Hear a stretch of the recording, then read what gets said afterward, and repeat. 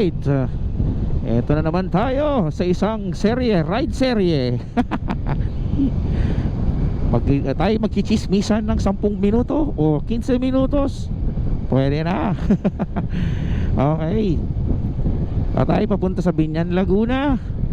At bibisitahin natin ang isang nating kaibigan.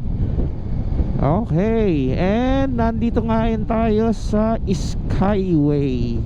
Kaya ang takbo natin ay napakabagal. Ayoko nang mahuli.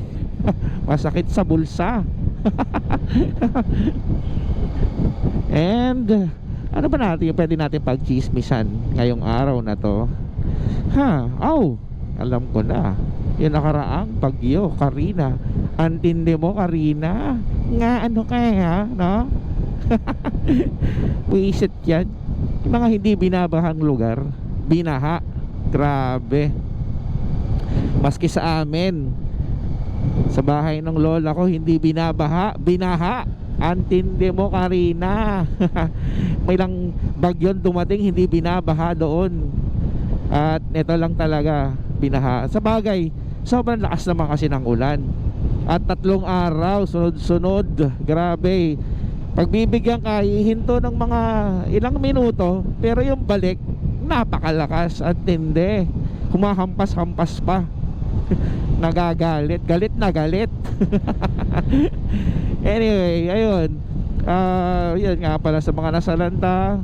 Bangon lang po tayo. At syempre, tuloy ang buhay. Ganun po talaga. Calamity yan. Hindi natin yan ini-expect. Ang importante, safe po tayong lahat. Ang pamilya ninyo. At doon naman sa mga nasawi, condolence. Ayun. Syempre, sa panahon ngayon talaga, iba na rin ng panahon. Hindi katulad dati, yung mga ulan dati, hindi ganun kalalakas. Ewan ko nga bakit ganun siguro climate change talaga. Talagang nangyayari talaga yan. Maulan talaga. At lumalakas ang ulan. Nagiging super typhoon or super bagyo nga niya sabi nila.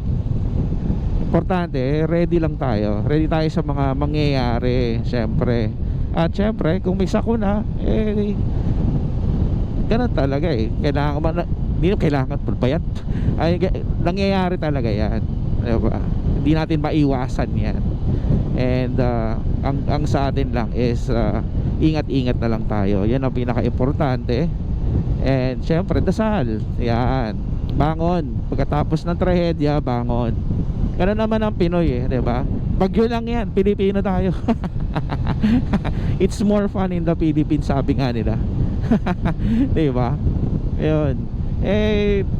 Doon sa mga ibang area talaga, siguro naging contribution din yan yung pagbukas ng dam. Kasi syempre, hindi maiiwasang hindi pwedeng hindi buksan or magpakawalan ng tubig.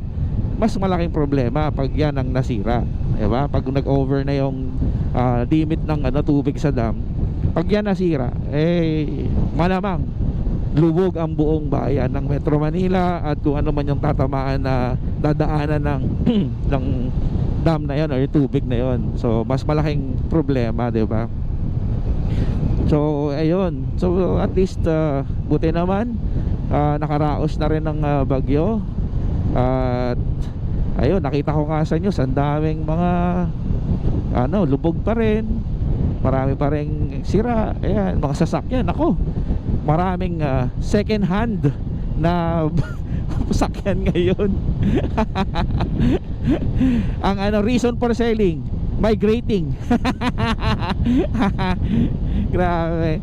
Diba ba? Ayan yung mga fast deal. Kasi migrating na yung yung may-ari. Ang totoo na nabaha. Well, kailangan lang sa mga bibili na sasakyan, ayan, i-double check nyong mabuti.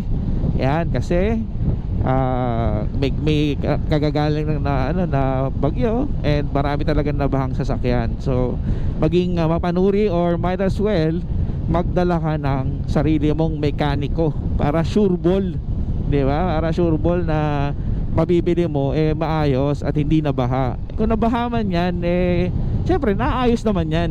Yun nga lang, medyo sakit sa ulo, ika nga. Lalo na yung may mga computer box na sasakyan. Yan, ako, isang malaking sakit sa ulo yan. Ako po, grabe. gagastos ka talaga dyan ng libo-libo. Yan, daan-daan libo. Depende sa sakyan. Well, ayun, yun lang naman. Tayo chill ride lang, tanggal kati ride. Siyempre, matagal-tagal na rin tayo hindi nakapag-ride. So, yan. See you later. And good morning. Okay, bye-bye.